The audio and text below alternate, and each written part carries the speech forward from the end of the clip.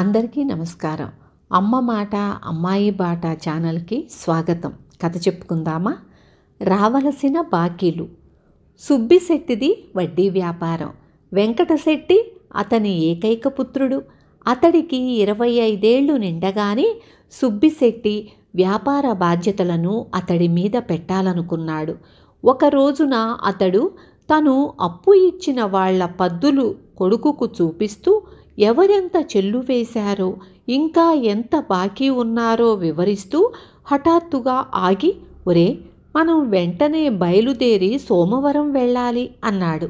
అంత హఠాత్తుగా తండ్రి సోమవరం ఎందుకు ప్రయాణం కడుతున్నాడో వెంకటశెట్టికి అర్థం కాలేదు. ఆ మాటే తండ్రిని అడిగాడు. సోమవరంతో పాటు మనం రామవరం కూడా వెళ్ళవలసి ఉంటుంది.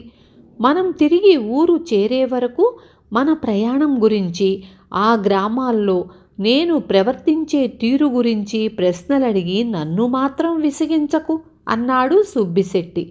ఇద్దరు సోమవరం చేరగానే సుబ్బిశెట్టి రామయ్య అనే మోతుబరు రైతు ఇంటికి వెళ్ళాడు.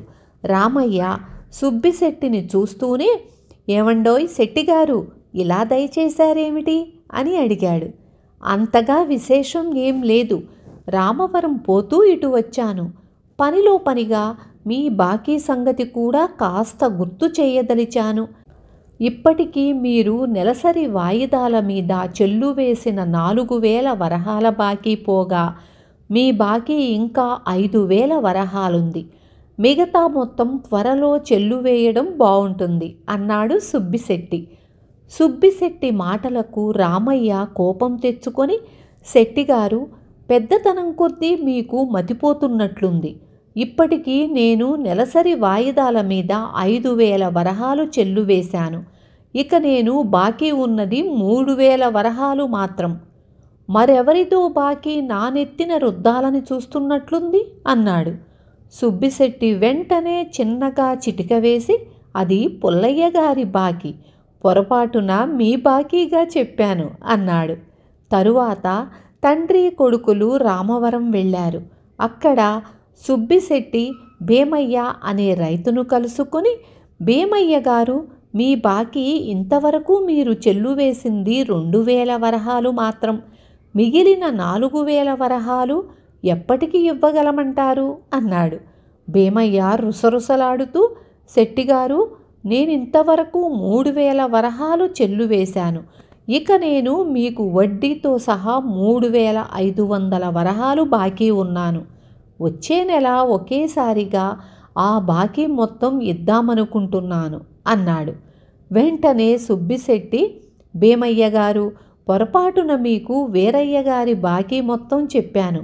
మీ లెక్క సరైనదే అని కొడుకుతో ఇంటికి వచ్చేశాడు.